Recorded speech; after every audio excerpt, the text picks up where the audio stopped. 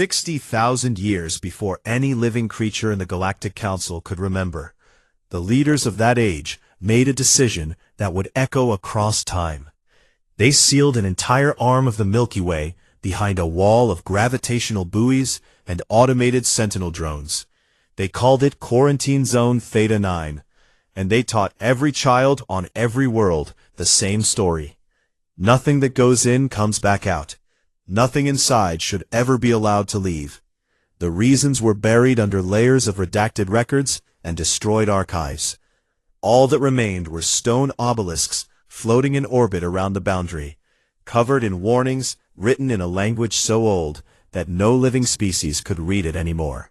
The zone became a ghost story, a thing parents used to frighten children into obedience, and over thousands of years, the galaxy simply agreed to forget what was locked inside. Something had grown.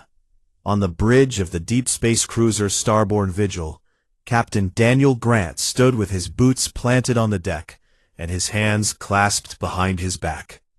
The viewport in front of him showed nothing but the endless dark of space, dotted with the cold light of distant stars.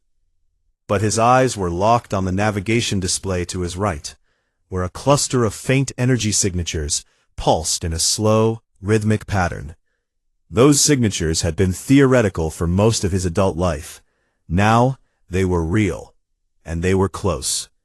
"Laura," he said without turning around, "tell me that is what I think it is." Specialist Laura Webb sat at the communications console, her fingers moving across 3 different screens at once. She had spent the last 2 years learning dead languages from ruins on frozen moons, and now all of that work came down to a single reading on her display. She looked at the data, looked again, and then allowed herself a small breath of relief.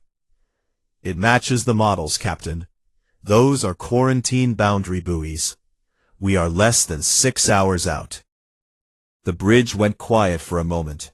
3 years. They had been flying through the interior of the quarantine zone for 3 years, surviving on recycled air and rationed food, dodging radiation storms, and navigating around dead worlds that still glowed with the residue of ancient wars. The Starbound Vigil had left Earth's orbit with a full crew of 162 people. They had lost 9 along the way. Every person on that ship carried the weight of those 9 names. And every person on that ship had asked themselves the same question at least once during the long nights between the stars. Was it worth it? Daniel turned and looked at his crew. Lieutenant Commander Amy Lawson sat at the tactical station, her jaw set and her eyes sharp. She had kept them alive through encounters with automated defense platforms that should have torn them apart. Sergeant Kyle Burton stood near the back of the bridge in his marine armor, arms crossed, watching everything with the calm patience of a man who had learned to sleep with one eye open. Dr. Nathan Cole leaned against the science station, reading data off a tablet, his expression the careful blank of someone who was thinking very hard about something very complicated. "War room, 10 minutes, Daniel said. "All senior staff." The war room was a narrow compartment behind the bridge, with a long metal table and a holographic projector bolted to the ceiling. Daniel sat at the head. Amy took the seat to his left. Kyle leaned against the wall because he never liked sitting in briefings. Nathan stood at the projector and pulled up a 3-dimensional map of the quarantine zone. "Here is what we know," he spoke in the calm, measured tone of a man who had spent his career studying things that had been dead for thousands of centuries. The quarantine zone was not built to contain humans. It was built to contain a species called the Cathari. They were, by every measure we have found in their ruins, the most advanced civilization this galaxy has ever produced. They built cities in the cores of gas giants. They engineered stars. And roughly 62,000 years ago, they created a biological weapon, a plague, designed to wipe out a rival species. The plague mutated. It turned on the Cathari themselves. Within 3 generations, they were gone. He tapped the projector, and the map zoomed out to show the boundary buoys ringing the entire arm of the galaxy. The Galactic Council of that era sealed the zone to prevent the plague from spreading. It worked. The plague burned itself out within a few thousand years because it had no more Cathari hosts to infect. But the Council never reopened the zone. They never checked. They just left it sealed, and over time, the records explaining why were lost or destroyed. "And then we showed up," Amy said. "And then we showed up," Nathan agreed. "Humanity evolved on a world that was once a Cathari colony. We found their ruins on Mars, on Europa, on 3 moons in the outer system. We learned from their technology. We built our own ships, and eventually we reached the boundary and realized we were living inside a cage." Daniel folded his hands on the table. "What about the plague? Is it still a threat?" Nathan shook his head. The plague was genetically targeted. It attacked Cathari biology specifically. It cannot infect humans, and based on the genetic data we have gathered from Council communication signals over the years, it cannot infect any known species in the galaxy. It is dead. It has been dead for tens of thousands of years. "Amy, what are we looking at on the other side of that boundary?" Amy pulled up the tactical overlay. The buoys appeared as a chain of red dots stretching across the display. Between each pair of buoys, a network of sentinel drones patrolled in slow, predictable patterns. The buoys generate a gravitational interference field. We cannot fly through it. But the sentinels are old. We are talking about machines that have been running on automated maintenance cycles for 60,000 years. Some of them are barely functional. If we can physically disable one buoy, we can create a gap wide enough for the Vigil to slip through before the network compensates. Kyle pushed off the wall. "My team can do it. We take a shuttle, dock on the buoy, cut the power relays. 40 minutes, maybe less." Daniel looked at him. Kyle Burton was not a man who made promises lightly. He was built like a wall, and had the scars to prove that walls sometimes got hit very hard. But he also had the steady hands, and the clear thinking that kept his squad alive in situations that should have killed them twice over. 40 minutes, Daniel said. That is your window. If the buoy is not down in 40 minutes, you pull out and we find another way. Kyle nodded once. That was all he ever needed to do. The next 6 hours passed in tense preparation. Kyle briefed his Marine squad in the cargo bay, checking weapons and cutting tools and vacuum suits with the quiet efficiency of people who had done this kind of work before. Laura Webb monitored the Sentinel patrol patterns and fed timing updates to the shuttle. Nathan ran final checks on the plague data, making absolutely sure his conclusions were solid, because he knew that the first question any alien species would ask was whether humans were carrying death with them. Daniel stood on the bridge and watched the boundary buoys grow larger on the sensors.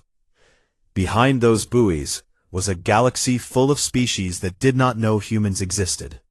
A galaxy that had locked the door and thrown away the key, and never once wondered if someone new might be knocking from the other side. The shuttle launched. Kyle's voice came through the comm, calm and professional. Vigil, this is Burton. We are on approach. Docking in 4 minutes. Daniel gripped the railing in front of the viewport. Amy's hand rested on the tactical console, ready to raise shields or spin up weapons at the first sign of trouble.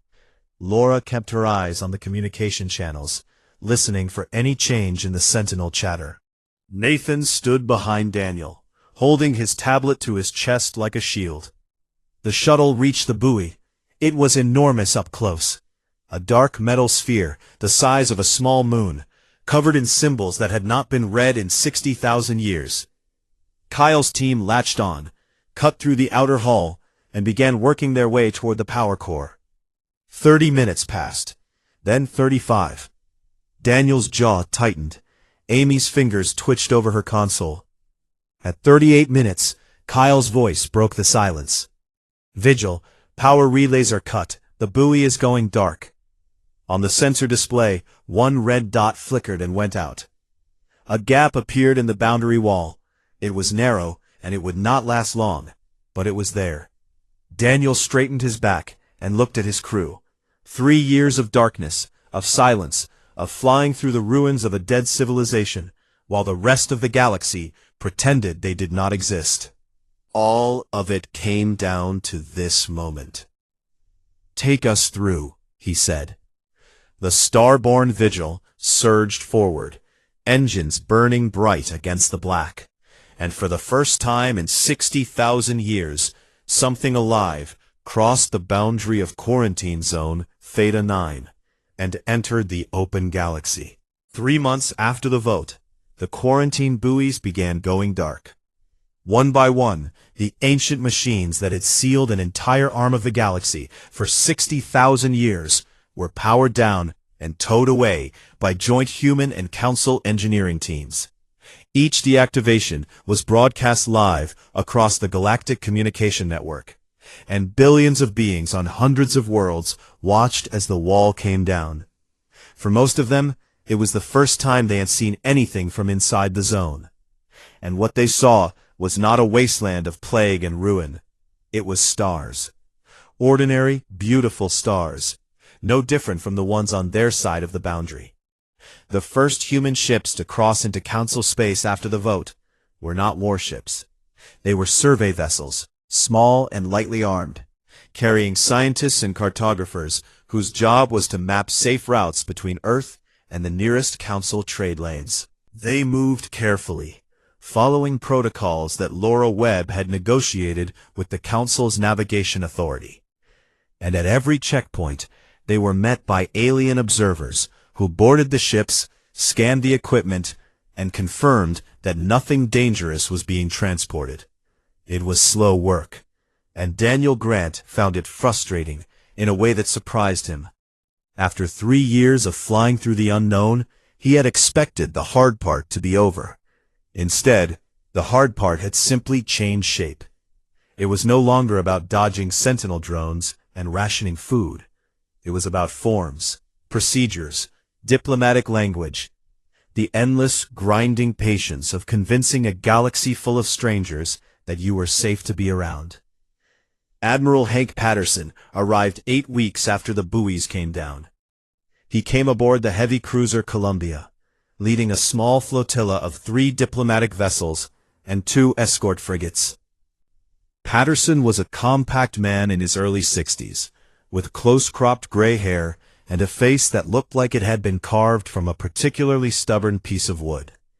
He had spent 30 years in the fleet, and another 10 planning the mission that had sent the starborn Vigil into the zone. And when he stepped onto Citadel Orionis for the first time, he stood in the docking bay for a full minute without speaking, just looking. Daniel met him at the airlock. Patterson studied him, then shook his hand firmly. "You look tired," Patterson said. "I have been doing politics," Daniel replied. "That explains it." The formal ceremony was held in the council chamber. Patterson presented Earth's credentials to High Arbiter Vorathan in front of the full assembly. The document was simple by council standards: a statement of identity, a declaration of peaceful intent, and a formal request for membership. Vorathan accepted it with a nod and a few words that the translation matrix rendered as something close to welcome, though with a note of caution. The provisional status meant that humanity would be observed for a standard galactic year before full membership was confirmed.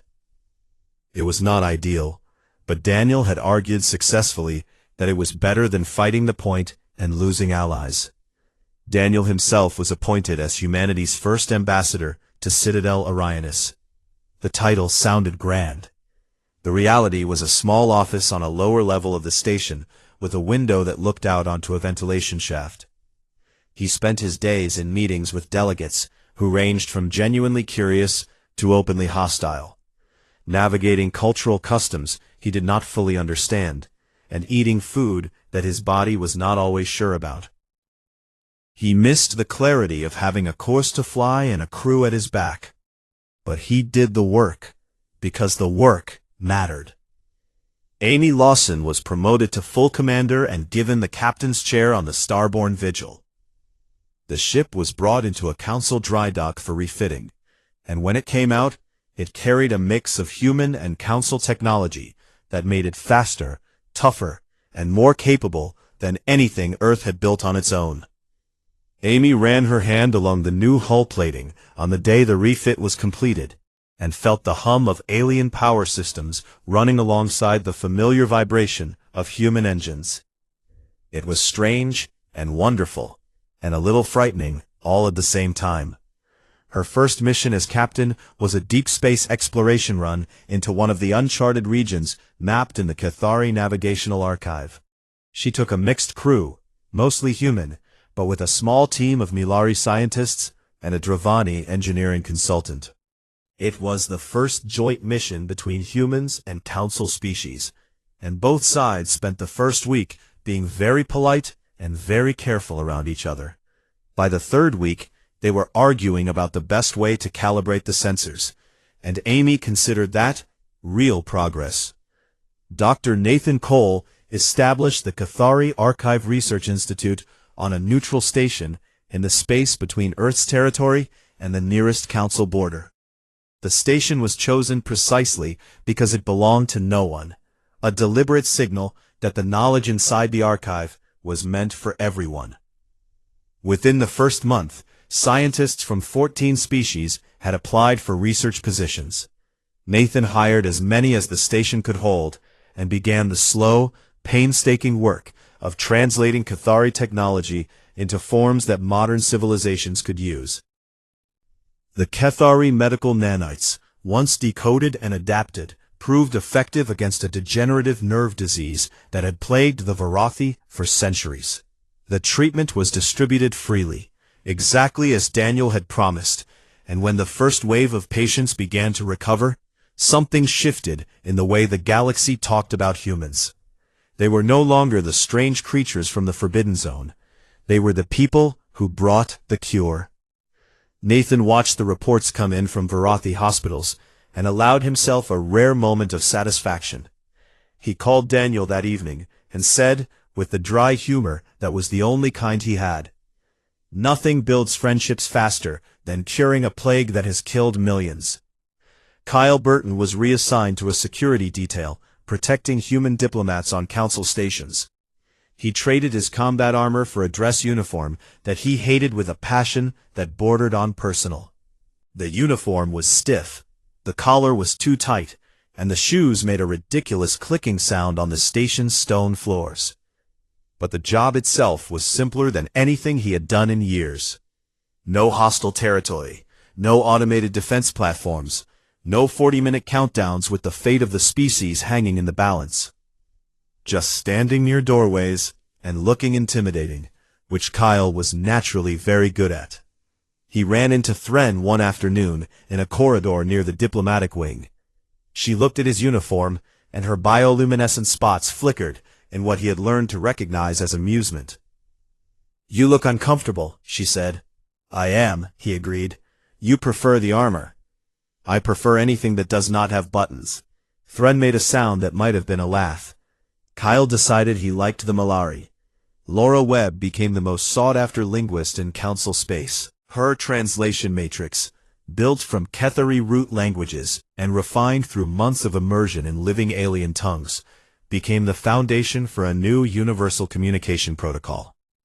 The council's old translation systems were clumsy and full of gaps. Laura's system was faster, more accurate, and capable of handling the subtle emotional registers that species like the Milari used in their bioluminescent speech. She published the protocol openly, and within a year, it was adopted as the standard for all first contact scenarios. She never got used to being famous. She still preferred her console on the Vigil to any lecture hall.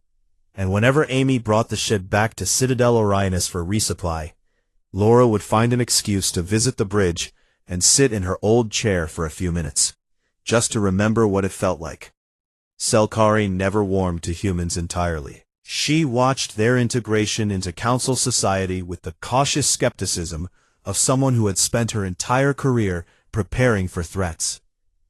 But she was not dishonest, and when the Cathari medical technology proved genuine and effective, She acknowledged it publicly.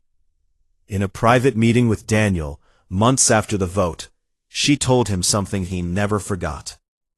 The galaxy has not seen a species rise this fast since the Cathari, she said. I hope your kind proves wiser than they were. Daniel met her eyes. Wisdom is a work in progress. But humans have a stubborn habit of learning from mistakes. It takes us a while sometimes, but we get there. Selkari studied him for a long moment. Then she gave a single sharp nod, the Varathi equivalent of respect, and left the room. Thren became humanity's strongest ally on the Council. She sponsored trade agreements between the Malari and Earth, opened her people's universities to human students, and personally championed the joint exploration missions that sent human and alien crews into the unknown together. When Daniel asked her once why she had sided with humanity from the very beginning, she told him it was because she had read the Cathari obelisk warnings more carefully than most. The warnings say to fear what comes from the zone, she said. But they also say that the greatest danger is a galaxy that refuses to grow. I decided I would rather take the risk. The story closes on a quiet evening, 6 months after the quarantine fell. Daniel stood on an observation deck on the upper ring of Citadel Orionis, looking out through a panoramic window at the arm of the galaxy that had once been his prison.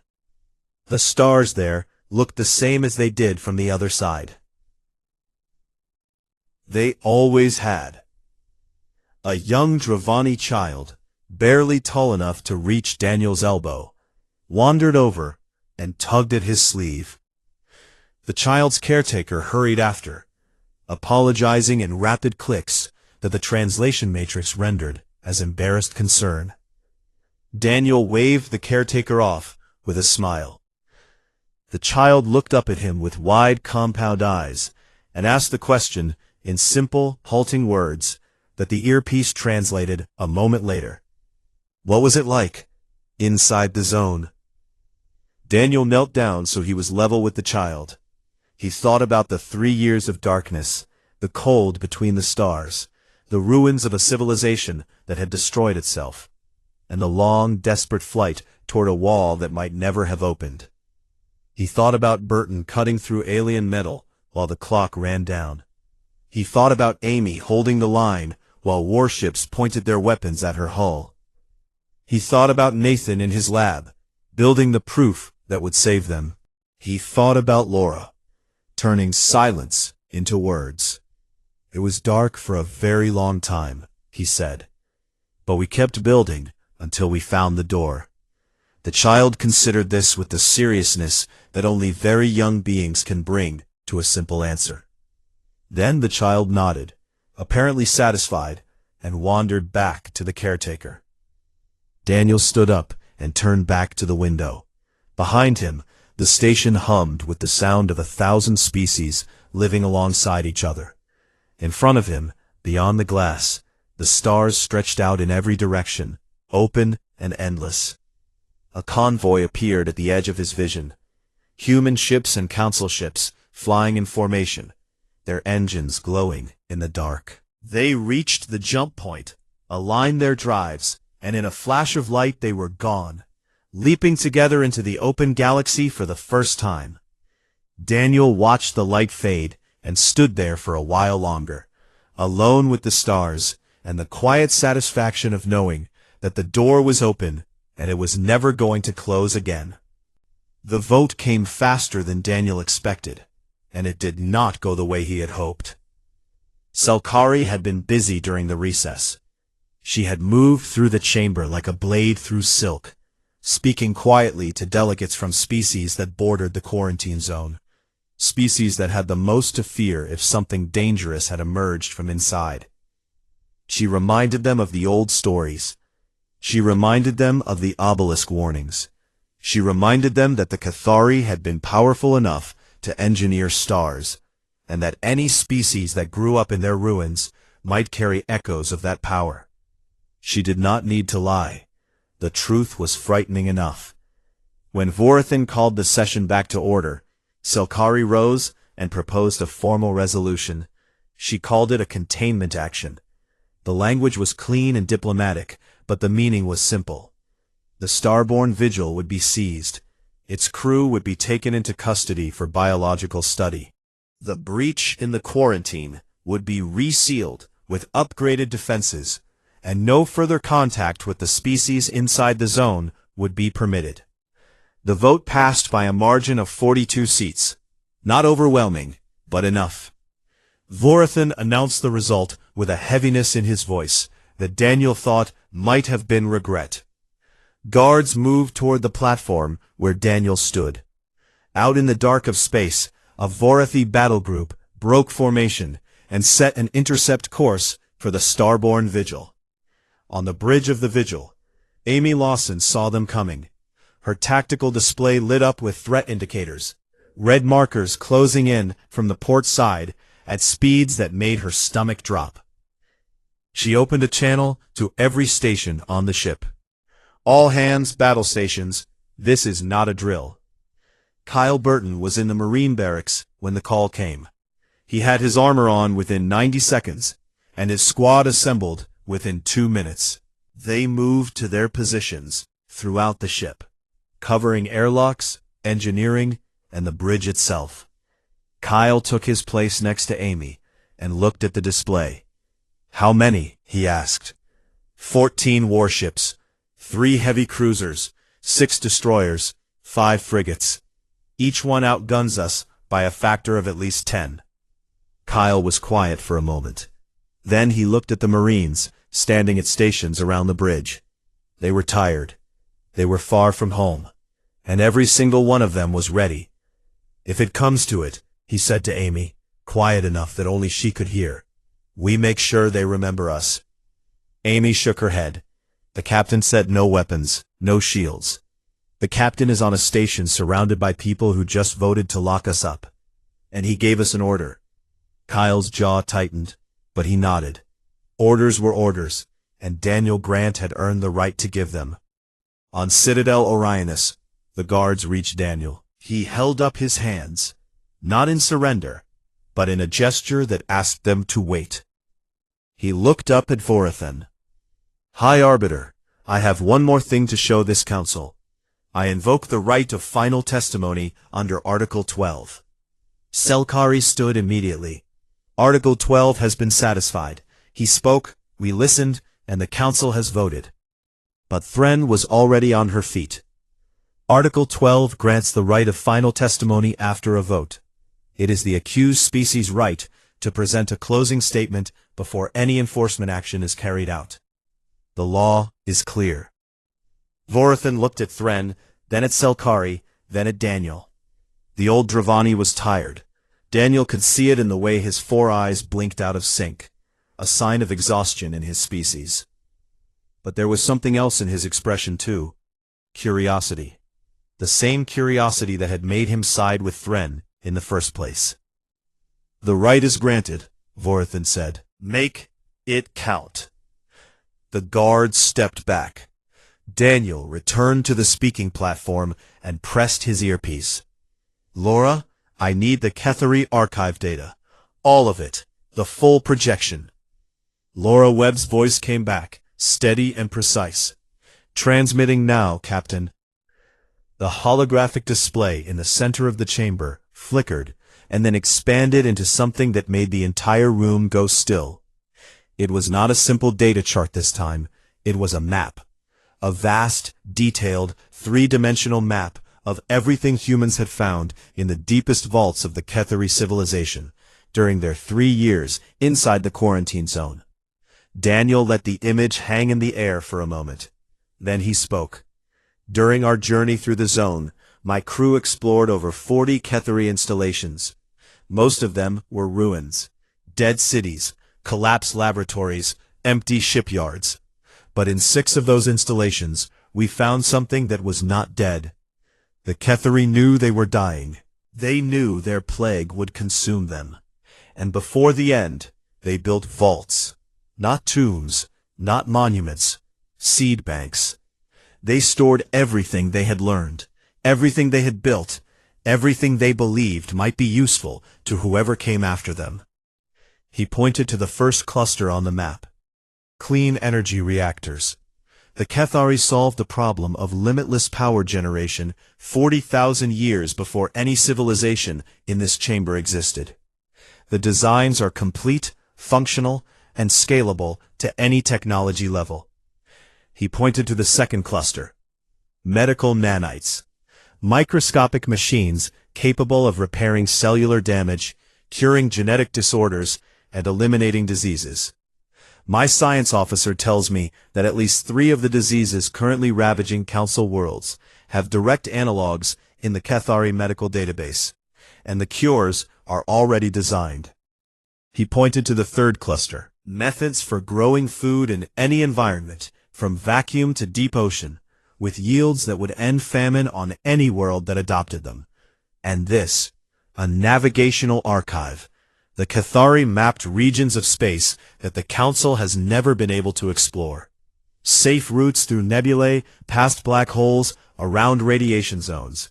Thousands of star systems that no living species has ever visited. The chamber was completely silent. Every delegate stared at the map floating in the air above them. Even Selkari had gone still, her black eyes reflecting the light of the holographic display. Daniel lowered his hand. We found all of this. My crew, 153 people on one ship, spent 3 years cataloging it. We could have kept it. We could have used the Cathari energy technology to build a fleet. We could have used their weapons research, and yes, they had weapons research, to arm that fleet. We could have blasted through the quarantine boundary with enough firepower to make your sentinels look like toys, and we could have come out fighting. He paused and looked around the chamber, meeting as many eyes as he could. But that is not who we are. We did not come here to conquer. We came here to join. And we are offering all of this, every piece of it, freely. No conditions, no payments, no leverage, freely, to the entire Council. He took one breath. All we ask in return is what should never have been taken from us. Recognition as a sovereign species, full membership in this Council, and the permanent dissolution of the quarantine that kept us in the dark for 60,000 years. The silence that followed was the deepest Daniel had ever experienced. It was the silence of hundreds of minds processing something they had not expected, something that did not fit into the story they had told themselves about the quarantine zone. Selkari broke it. She stood slowly and spoke in a voice that was carefully controlled. This could be fabricated. The data could be false. The technology could be designed to fail or to destroy. But Thren stood as well, and this time her voice was not soft. Then verify it, test it, study it, but do not destroy the people who brought it to us. Captain Grant is right. If humans wanted war, they had the tools to wage one. Instead, they sent one ship, one captain, and an open hand. That is not the act of a threat. That is the act of a neighbor. In the space beyond the station, the Varathi battle group reached weapons range of the Starborn Vigil. Amy Lawson watched the targeting locks appear on her display. Kyle Burton's Marines stood at their stations, silent and ready. The ship hummed with tension, every system running, every person holding their breath. Amy kept her hand flat on the console. She did not touch the weapons controls. She thought about Daniel, alone on that station, trusting his crew to hold the line, and she held it. Back in the chamber, Vorathan called for a new vote. Selkari opposed it, arguing that the first vote was binding. But the founding compact was clear. Final testimony could reopen a vote if new evidence was presented, and the Cathari archive was the most significant new evidence the Council had seen in generations. The delegates voted. The tally was slow, each species casting in turn, each number appearing on the display above the chamber. Daniel watched, his hands at his sides, his face giving away nothing, even as his heart pounded hard enough that he could feel it in his temples. The resolution passed by 3 votes. The containment action was rescinded. The quarantine was to be dissolved. Humanity was to be granted provisional recognition pending a formal review. 3 votes, the margin between a cage and a future. On the vigil, Amy saw the Vorathi fleet stop, and begin to pull back. The targeting locks disappeared one by one. She let out a breath she had been holding for what felt like an hour. Kyle looked at the tactical display, now clear of red markers, and unclenched his fists. He keyed the intercom to the Marine barracks. "Stand down," he said. "We made it." In the council chamber, Thren crossed the floor to Daniel and stopped in front of him. Her bioluminescent spots pulsed in a pattern that the translation matrix could not interpret. But Daniel thought it might have been something like a smile. "3 votes," she said. "You are either the luckiest species in the galaxy, or the most stubborn." Daniel looked at her, and for the first time since he had boarded the shuttle, he let himself smile. "In my experience, those are usually the same thing." The guards did not speak to him. They walked in a tight formation around Daniel, their weapons held at angles that looked casual, but were not. He counted 12 of them, representing at least 5 different species. One was a towering insectoid with dark iron plating on its body, similar in shape to the Dravani he had seen in the data files Laura Webb had assembled from intercepted broadcasts. 2 were reptilian, their scales dull green under the shifting light of the corridor, and they watched him with unblinking black eyes. 3 were creatures he had no reference for at all, beings made of what looked like living crystal, their bodies catching the light and throwing small rainbows across the walls as they moved. Daniel kept his hands visible at his sides, and his pace steady. Admiral Hank Patterson's voice echoed in his memory. "Show them you are not afraid, but never show them you are a threat." It had sounded simple in a briefing room back on Earth. It was considerably harder when you were walking unarmed through an alien space station the size of a small country, surrounded by soldiers who might decide at any moment that you were better off dead.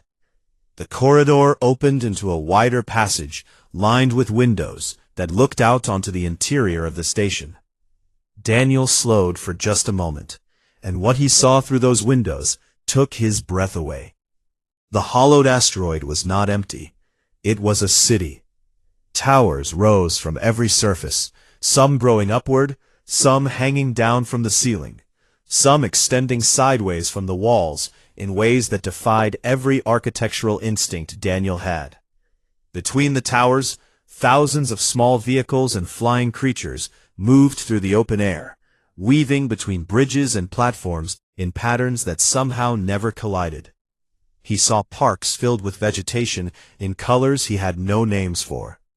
He saw plazas where dozens of species walked together, each one different from the last. The sheer scale of it, the sheer variety of life, made him feel very small and very alone. But he kept walking. The council chamber was at the heart of the station, carved from the raw rock of the asteroid itself. The guards led Daniel through a pair of massive doors that opened without a sound, and he stepped into a space that dwarfed anything he had ever stood inside. The chamber was shaped like a bowl, with rows of seats rising in every direction around a central platform.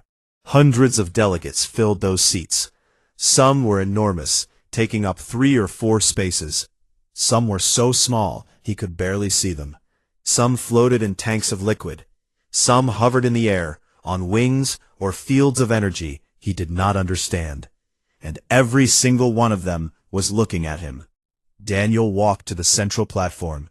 His boots made a soft sound on the stone floor, and in the silence of the chamber, that sound seemed very loud. He stopped at the center, stood straight, and waited. High Arbiter Vorathan looked down at him from the high bench. The old Dravani's 4 compound eyes studied Daniel with an expression that was impossible to read. When he spoke, his voice filled the chamber through some kind of amplification system that made it sound like it was coming from everywhere at once.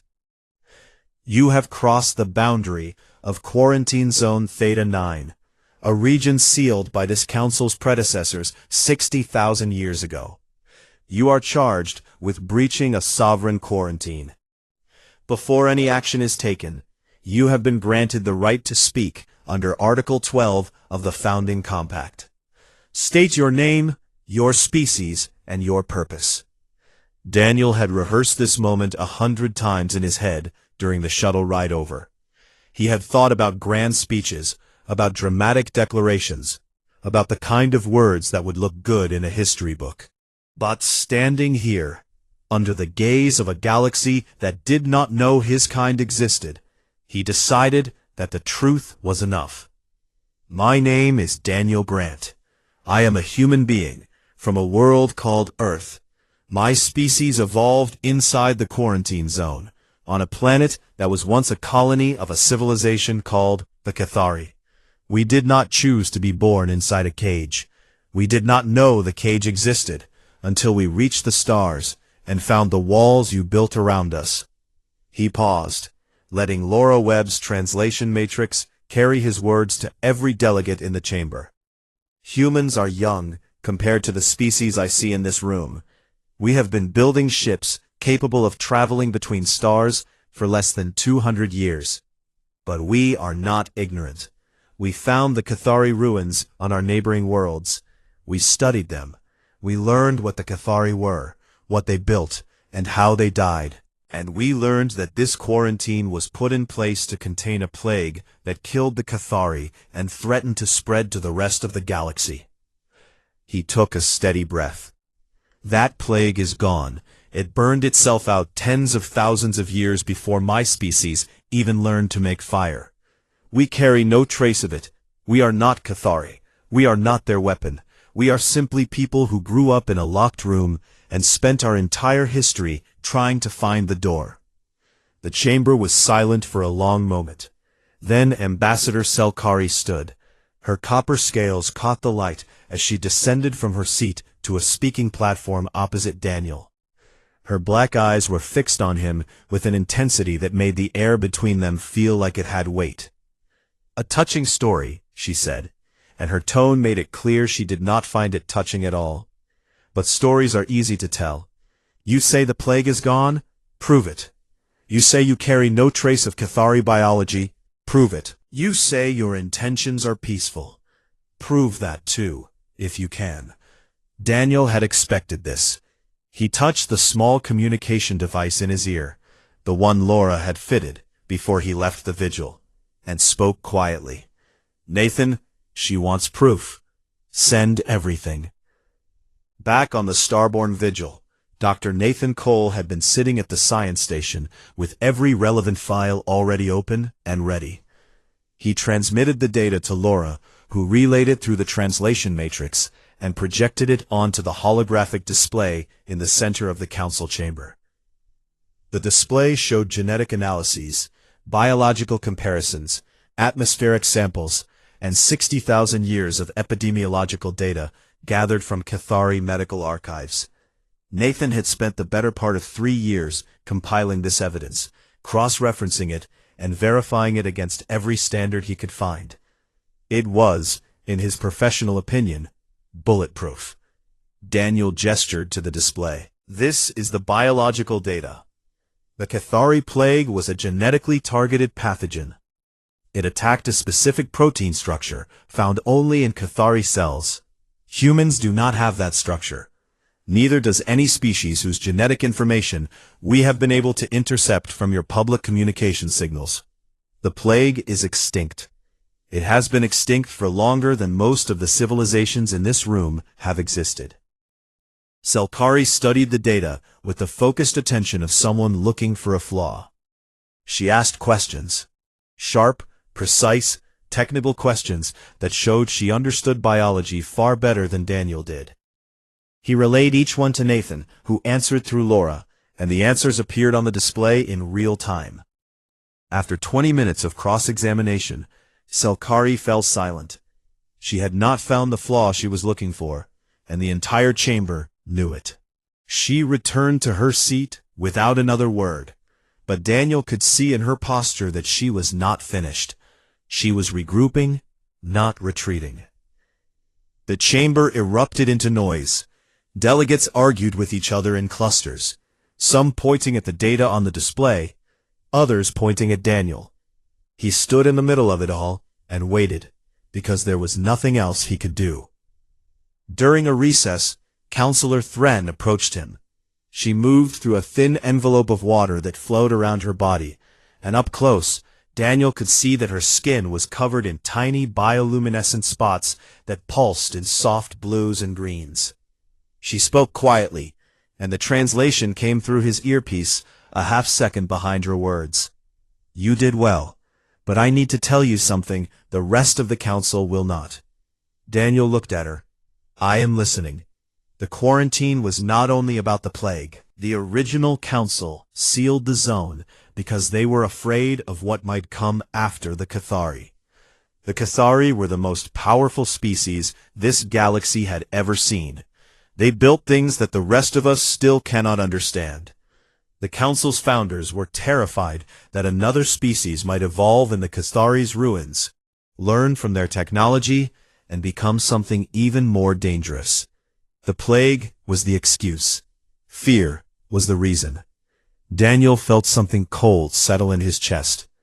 So even if I prove the plague is harmless, they might still vote to lock us back in.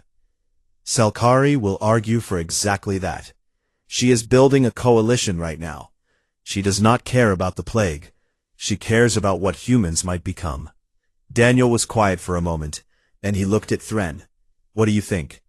Thren's bioluminescent spots flickered in a pattern he could not read. "I think that a species that sends one unarmed man to face the entire galaxy is either very foolish or very brave. I have not decided which one yet." She turned and moved back to her seat, leaving Daniel alone on the platform. He pressed his earpiece. "Amy, are you there?" Amy Lawson's voice came back immediately. "I am here, Captain. I need you to prepare the ship for anything. Do not power up weapons. Do not raise shields. But make sure everyone is at their station and ready to move." "Understood. Daniel, how bad is it in there?" He looked out at the hundreds of alien faces staring at him from every direction. Some were curious. Some were hostile. Some were afraid. All of them were waiting to decide whether his species deserved to exist outside a cage.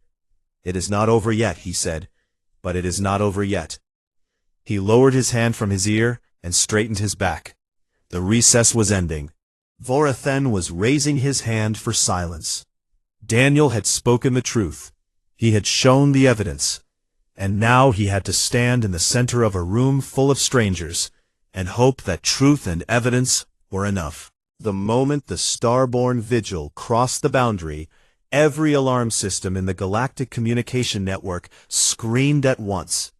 Relay stations that had been quietly monitoring the quarantine perimeter for thousands of years suddenly lit up with emergency signals. Automated warning beacons fired pulses in every direction.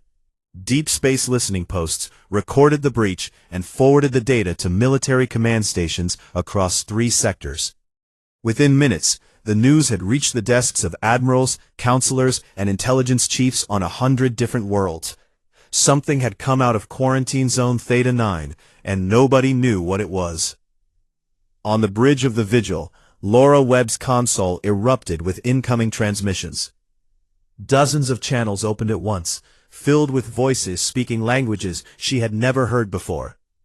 But underneath the noise, she could pick out patterns, structures she recognized from the Cathari linguistic databases she had spent years studying.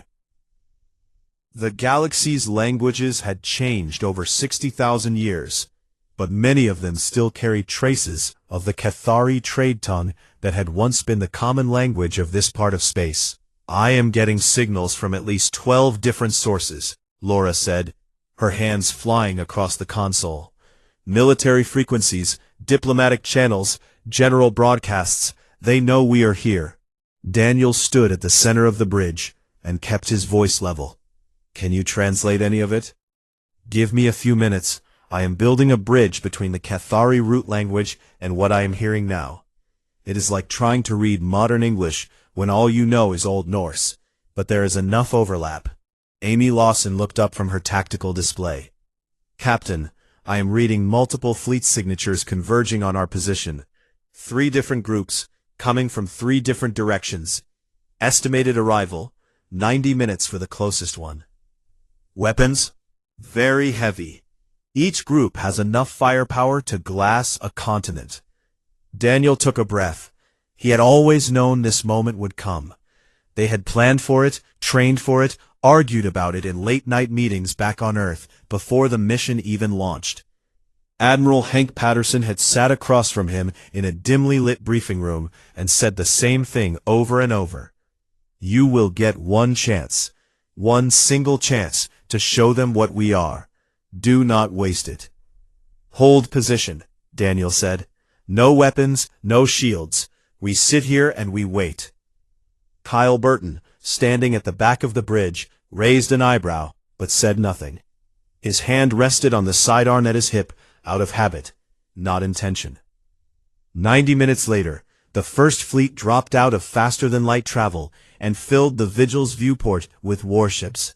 They were unlike anything Daniel had ever seen. Long, elegant vessels, with curving hulls that shimmered like polished bone, bristling with weapon arrays that pulsed with soft blue light.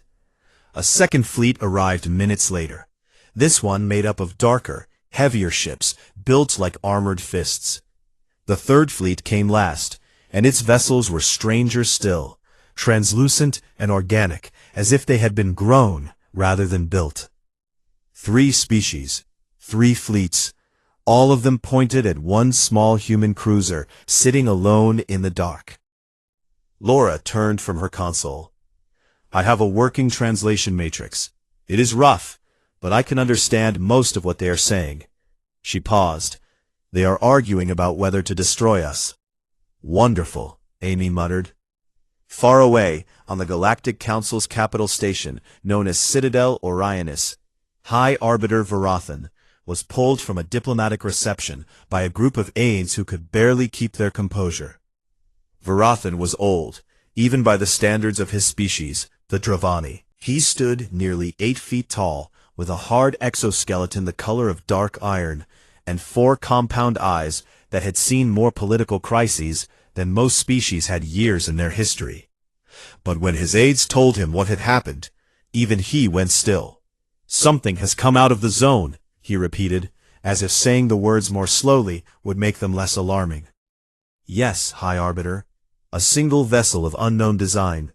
It is broadcasting signals, but we cannot identify the species. Varathan closed all 4 of his eyes for a long moment. Then he opened them and walked toward the council chamber. The emergency session was chaos. Hundreds of delegates from across the galaxy packed the amphitheater, shouting over each other in a dozen languages. Varathan took his place at the high bench and let the noise wash over him until it began to die down on its own. He had learned long ago that silence was more commanding than any gavel. Ambassador Selkari of the Varathi was the first to speak formally. She was a tall, reptilian figure with scales the color of burnt copper and eyes like polished black stones. The Varathi were a military species, proud and cautious, and Selkari carried herself like a drawn blade.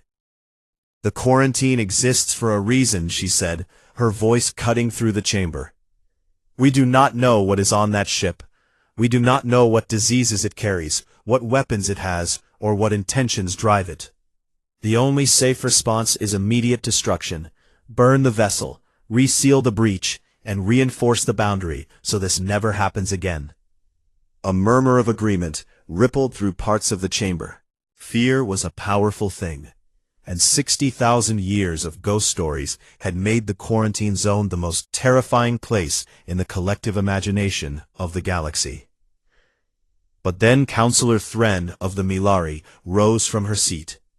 Thren was small by the standards of the chamber, an aquatic species who wore a thin suit of flowing water over her blue-green skin so she could breathe in the station's atmosphere. Her voice was soft, but it carried. "The vessel is broadcasting communication signals," Thren said. "It is not attacking. It is not fleeing. It is sitting still and trying to talk to us. Before we destroy a ship that may contain thinking, feeling beings, I would like to invoke Article 12 of the Founding Compact."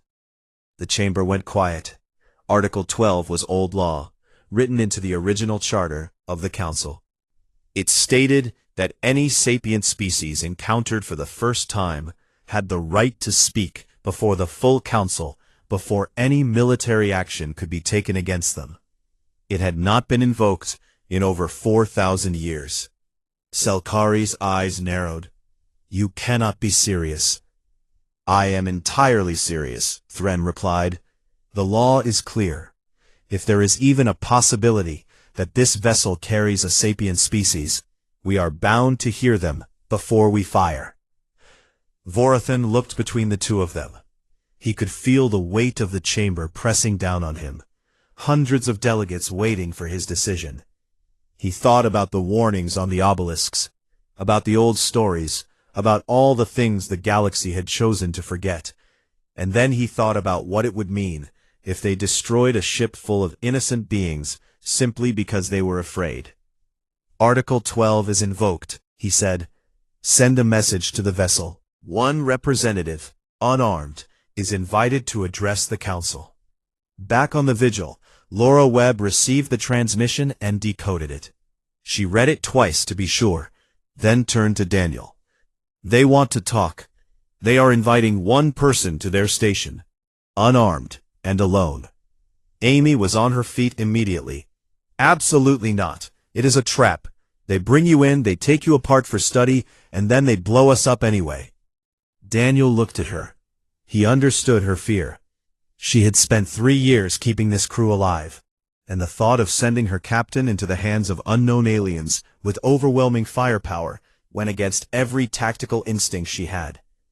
"Amy," he said quietly, "we did not cross 60,000 years of silence to sit in this ship and say nothing.